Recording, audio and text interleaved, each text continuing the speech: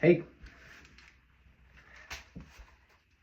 this is my informative speech on how art can benefit your life.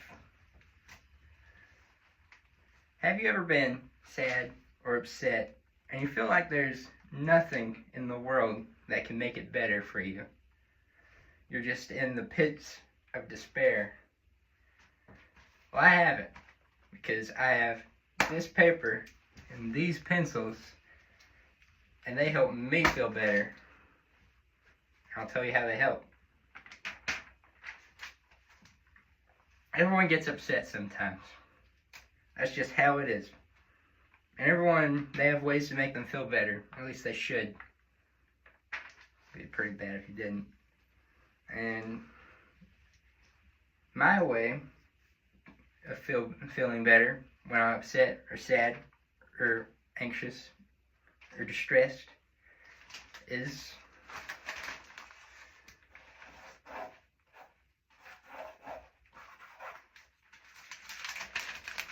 art.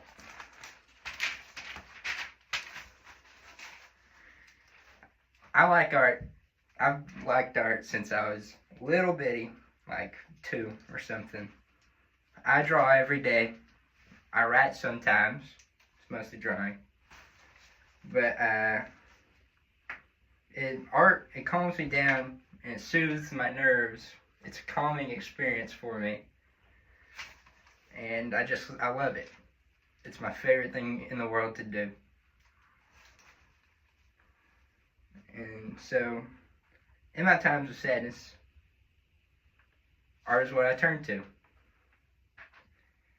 And since art is so personal, you can express yourself in any way you want. It helps you express yourself.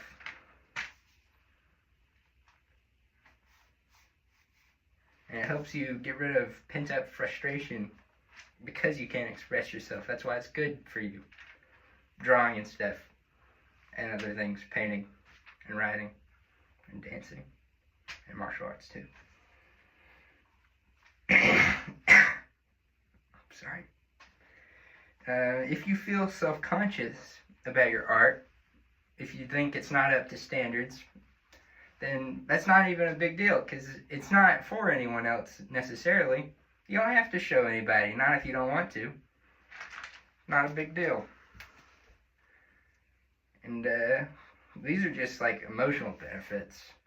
There's some like for real in your head neurological stuff that art does for you. Now, art isn't just drawing, painting, or writing. Dancing and cooking, even, are forms of art.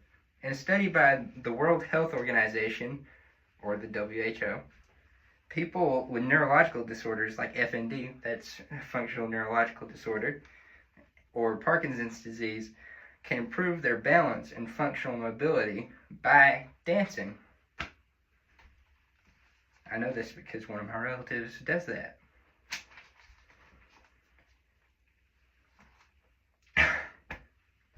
The same study shows that engaging with the arts can help with anxiety and depression, as well as preventing cognitive decline in the elderly.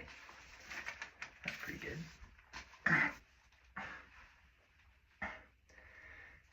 Art can help you with social skills, believe it or not.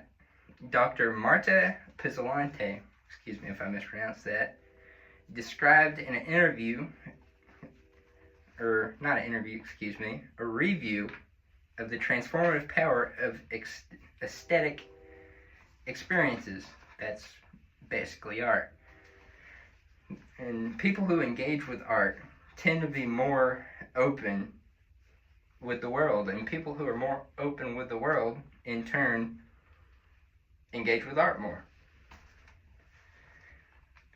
And people with more empathy than others can usually feel like the emotional value in art more than people with less empathy. And this is all that Dr. Pizzolante has discovered or come to understand.